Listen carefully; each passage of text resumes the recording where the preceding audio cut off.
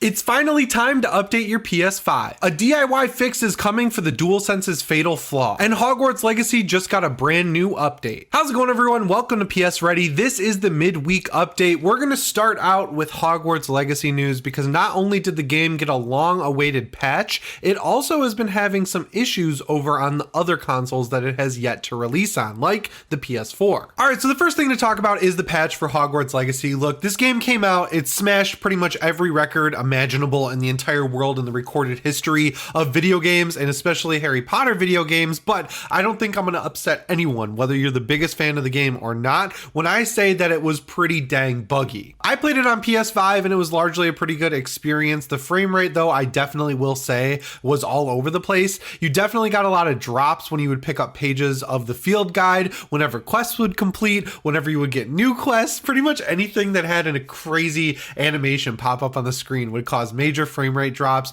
It looks like a lot of that is covered inside this patch, and they also fixed a lot of the issues related to quests not completing, quests not advancing, getting stuck in doors and walls, doors not opening, like all of the little annoying things that could happen. And they also, it looks like, generally across the board improved performance in terms of frame rate, and also made it so that when you use the ray tracing mode, the performance doesn't degrade over time, which, you know, I don't really understand how a lot of this stuff made it through to the launch. I'm assuming that they just had a bunch of bugs they wanted to get done before they launched the game, and instead of delaying it like a month, they just pushed it out because Warner Brothers made them. But honestly, what we got at launch was pretty much content complete and good enough, I would say. Obviously, I would prefer if games ran at a flawless 60 as soon as they came out, but that seems to be too much to ask these days. So I'm glad that the game came out in a solid state, and it looks like Avalanche is hard at work patching the game. And I guess that's one of the upsides to there not being DLC for this game or expansions. They didn't just immediately turn around and start working on that. They're working on fixing the game they released with a few bugs. But for PS4 and Xbox One players of Hogwarts Legacy, it looks like there is more bad news because the game has yet again been delayed. Look, we knew for a while that this game was not going to come out on PS5 and PS4 at the same time. We knew that the last gen versions were going to be a little delayed, and April 4th honestly wasn't that long to wait. From February to April, it's just a couple months, but now it's been delayed another month until May 5th. And this is a weird situation because this game is massive. It's got a huge open world. It's got really high resolution textures. It's got crazy graphics when you're using the combat. There's a lot going on in the world. There's a lot of NPCs. So you can kind of see why something like this wouldn't work so well on the last gen consoles. And the fact they have to keep delaying it basically tells me that this could be not as bad as Cyberpunk, but pretty close, right? Like, I'm not expecting this game to run well at all on the last gen consoles. And if it does run well, I think that's going to be with the sacrifice of pretty much all of the good graphical fidelity that we have in the PS5 and Xbox Series X versions of this game. I'm also so curious how this game is going to run at all on the Nintendo Switch. I just genuinely don't think something like this could work, and I'm honestly shocked that they didn't do one of these cloud versions of the game that we've been seeing for a lot of other high-tech next-gen games that never really could be possibly ported over to the Switch. Microsoft also came out today and was pretty adamant that they could port Call of Duty over to the Nintendo Switch, like the new Modern Warfare 2. They could port that over to the Switch, and yeah, I guess you could port it if you didn't care about frame rate or resolution or textures or lighting or shadows or pretty much anything that makes a game look good. Because look, I get it. Call of Duty is a well-optimized game. When it doesn't stutter on PC, you can run it on pretty much all hardware you throw it at, but we're talking a mobile chip that was already outdated when it came out with the Nintendo Switch. And honestly, the chips in the PS4 and Xbox One were outdated by the time they came out. So if you're waiting for those versions of this game to play it finally, I would personally hold off until you can get your hands on a PlayStation 5. I mean, like, not from a availability standpoint, because you can literally just go to bestbuy.com right now and get the God of War Ragnarok bundle, which that is the bundle I suggest grabbing. I mean, from like a financial standpoint, I definitely think it's worth, instead of holding out and playing this on PS4 and it's like guaranteed inferior state,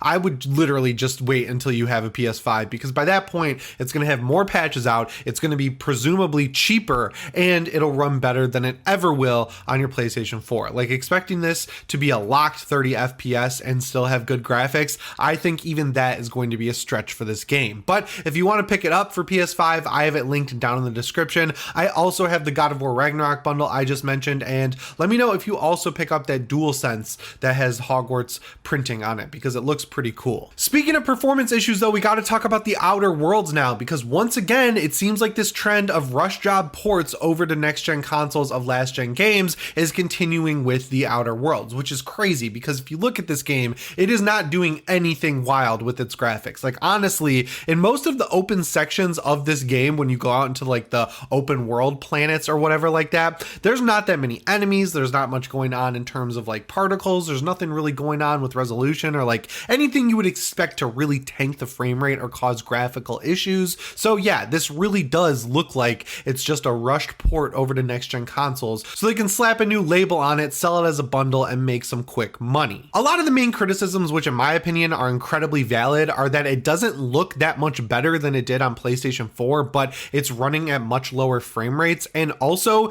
your save does not transfer from the PlayStation 4 version of the game. Now this was a big problem back when this first came out. I played it on Xbox One X because I just assumed, right? Like Obsidian had just been picked up by Microsoft. I thought maybe since the game was going to be on Game Pass day one, if you played the Xbox version on your PC in the Xbox game app, you could just transfer your saves back and forth. Not the case, never came to the game, super frustrating, and it looks like that you can't even do it between PS4 and PS5 now, which it's an absolute joke. There's no reason I can think of that you could conceivably justify not having saves transfer from an old version of a game on PlayStation 4 to PlayStation 5, because everything we've heard about the PS5 is that it's basically just a beefed up PS4. Like it's not actually that challenging, and we've seen other games do it, like Final Fantasy VII Remake integrate. So this just seems like a case where they didn't want to put the money in to spend a little more time making sure you could transfer your saves, and it looks like they didn't want to spend any more money to make sure it actually runs well on the PlayStation 5. But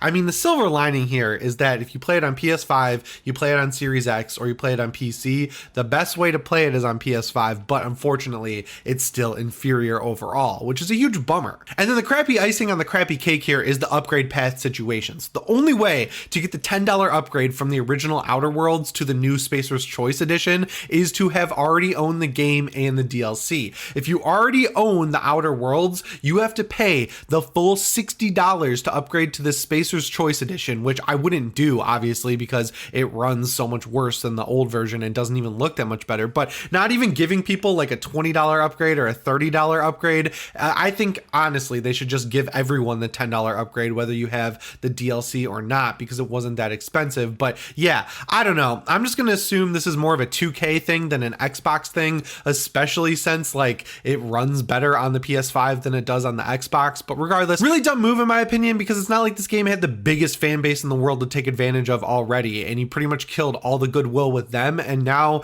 you're killing goodwill with people who might have picked it up in this new form to try it out, because it doesn't actually look or run better, and everyone's just kind of not happy with it, you know? Now this next news story is definitely a crossover between my channel Deck Ready and PS Ready, because if you've ever watched that channel, you've heard of the brand Ghoulie Kit, because they're actually a company who made stick drift free joystick modules for the Steam Deck that use Hall effect sensors, which don't get stick drift. That's really the easiest way to explain it. And now it looks like they are making them for the DualSense Edge, because as we all know, with the DualSense Edge, you can just pop off the front of the controller, pop out the actual stick module, and replace it whenever you want, whether it gets stick drift or not. So obviously with that being already modular, they just need to get the plans for that and then make the same module, but have the Hall effect sensors already built into it, so you'll have the perfect joysticks ready to go right out of the box. Now someone asked if they planned on doing this for the regular DualSense as well, and they literally said yeah, they're going to do it first for the DualSense Edge because that's easier for modular design,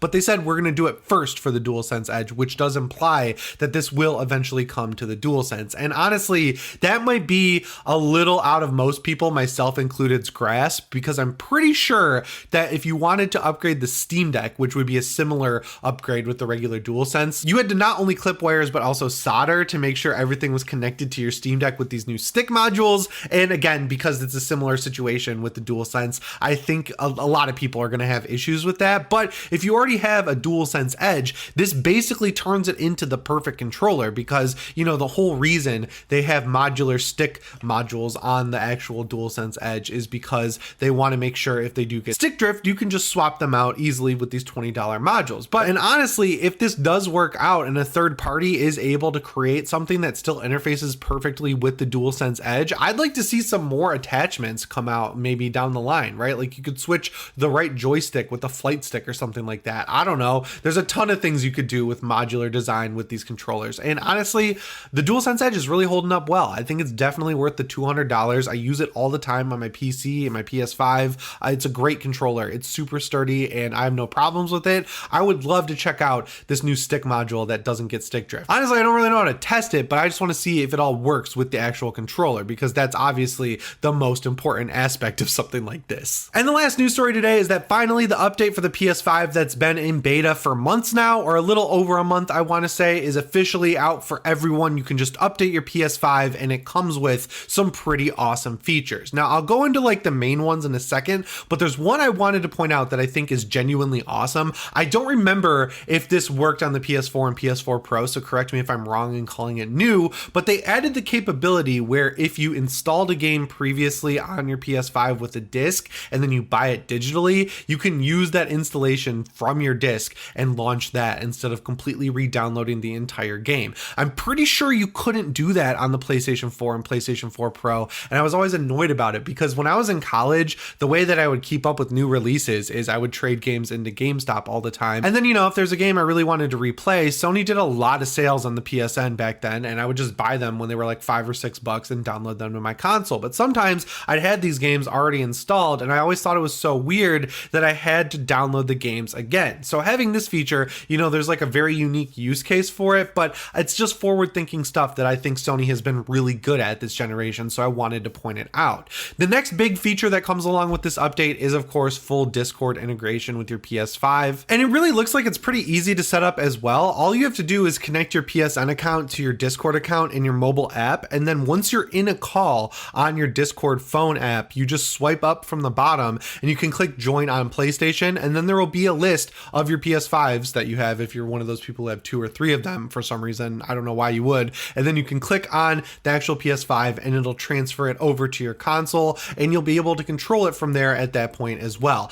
Honestly, I would love to have a full Discord app built into the PS5, but all the leaks and rumors we've heard said that is coming in the near future, so I'm pretty excited for that. And this is a great start. Like being able to join Discord calls, it's going to be great for me with Lightfall. You know, one of the most disappointing campaign stories in Bungie history, I think personally, especially coming off the Witch Queen, but there's a lot of good content that's fun to play in there, and I've been using the LFG on the app a lot to do it. Having the Discord connection is great, especially for last year's raid. The Vow of the Disciple, you need to talk in that raid, so being able to do it on my phone and then get everything going on my PS5 with that Discord call, I think that's great. I have no issues there at all. One of my favorite Discord features they're also integrating is the ability to request your friends share their screen if they're online. So you can go onto your friend's little icon in the friends menu and you can click on it, and now there's a new option for them to share their screen to you. So it'll give them a notification and you can watch what they're playing on their PS5, which is cool because my friends and I used to stream movies to each other from our PCs when we were all during lockdown, and we would also stream games to each other as well to show some funny stuff off. So being able to do that on your PS5, obviously great. They also added a join game button from party chat, so if you're chatting with someone and they boot up Destiny or Fortnite and you want to join into their game, you can do it right from the chat you're already in, which is really cool. My personal favorite new feature is that you can manually choose to upload stuff to the PlayStation app from your gallery. I've been doing that with screenshots and video clips from games like